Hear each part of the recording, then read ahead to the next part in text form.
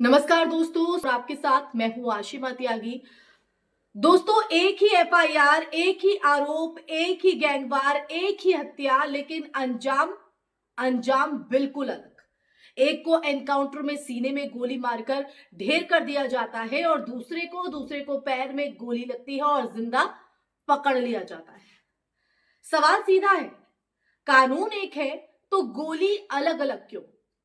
क्या अपराधियों की पहचान अब उनके अपराध से नहीं बल्कि उनके नाम और मजहब से तय होने लगी है? तो दोस्तों, हम चर्चा को आगे बढ़ाते हैं और अब बात करते हैं उस गैंग वार की, जिस पर बात करना तो जरूरी है ही, लेकिन चर्चाओं का दौर भी लगातार जारी है। इस घटना ने कहीं ना कहीं कई गंभीर सवाल भी खड़े कर दिए हैं।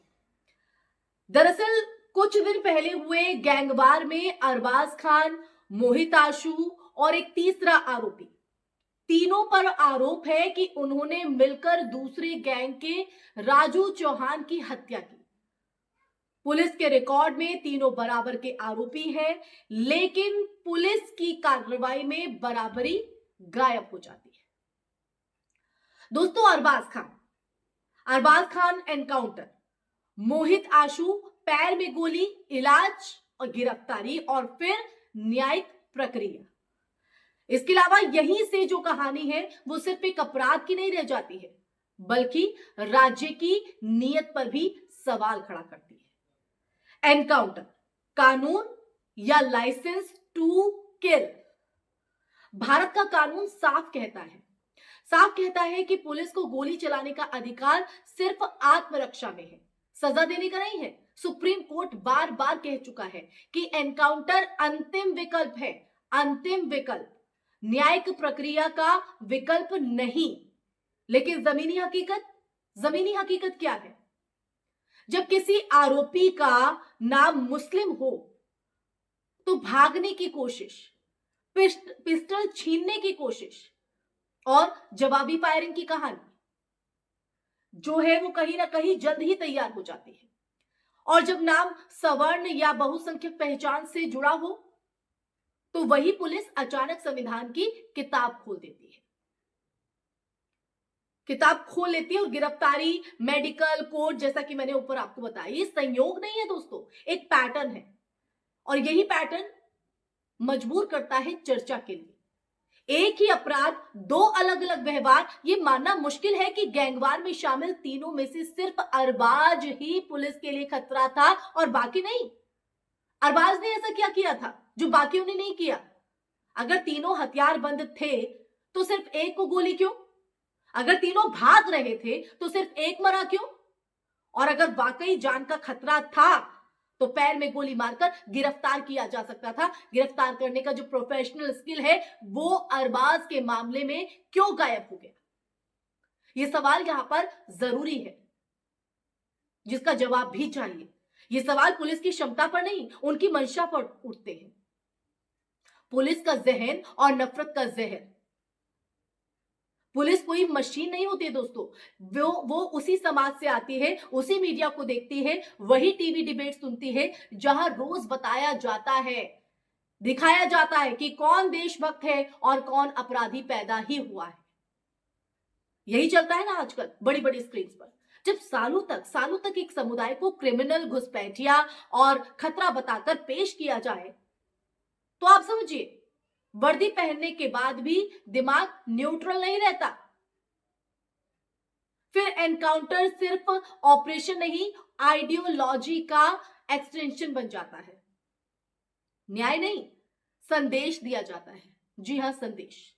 एनकाउंटर अगर बात करें, एनकाउंटर अक्सर न्याय नहीं, संदेश होते हैं दोस्तों। कुछ लोगों के लिए कोर्ट जरूरी नहीं, कुछ नामों पर ट्रिगर जल्दी दबता है और कुछ के लिए संविधान जिंदा है। ये संदेश समाज को बताता है कि कानून सबके लिए बराबर नहीं है। वो कानून जो ये पहचान रखता है कि वो सबके लिए एक समान है।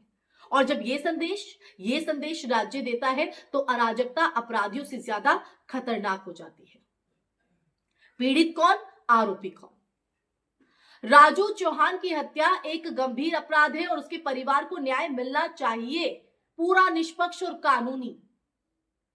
लेकिन क्या किसी एक आरोपी को मार देना और उस परिवार को न्याय देता है?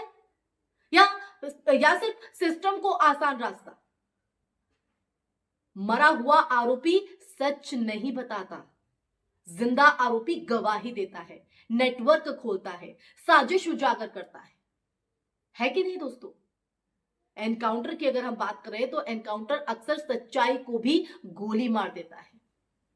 अगर पुलिस ही जज बन जाए और इस तरह से एनकाउंटर यहां पर कर दिया जाए तो सच कैसे सामने आएगा? मुर्दा बोलेगा? तो आज सवाल अरबाज खान का है, कल सवाल किसी और के नाम का होगा, उसमें कोई भी धर्म का लोग होगा। जब पुलिस तय करने लगे कि कौन जिंदा कोर्ट जाएगा और कौन कब्रिस्तान, तब अदालतें सिर्फ इमारत रह जाती हैं और फिर आम आदमी के पास बचता है सिर्फ डर, ना अपराध करने का बल्कि गलत नाम होने का भी।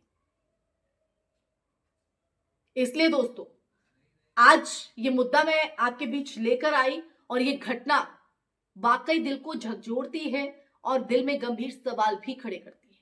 लेकिन जवाब कैसे मिलेंगे? अरबाज खान एनकाउंटर में मारा गया, मोहित आशु जिंदा है और कोर्ट में पेश होगा। दोनों पर आरोप एक है, लेकिन न्याय की दूरी मीलों की है। अगर पुलिस के जहन में नफरत भर जाए, अगर गोली कानून से पहले चलने लगे, तो फिर हमें अपराधियों से नहीं दोस्तों, राज्य के हथियारों से डरना चाहिए। क्योंकि जिस दिन न्याय नाम देखकर होने लगे, उस दिन संविधान सिर्फ किताबों में रह जाता है और इंसाफ सिर्फ एक चुनावी नारा।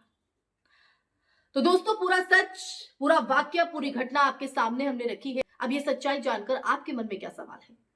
आपके मन में किस तरह से विचार चल रहे हैं? कमेंट सेक्शन में कमेंट करके जरूर बताइएगा। इस वीडियो को ज्यादा से ज्यादा शेयर कीजिएगा, हमारे चैनल को सब्सक्राइब कीजिएगा। फिर हाजिर होंगी ऐसे ही चर्चा लेकर, ऐसा ही सच का संवाद लेकर। तब तक के लिए अपना ख्याल रखिए। जय हिंद, जय भारत, नमस्कार।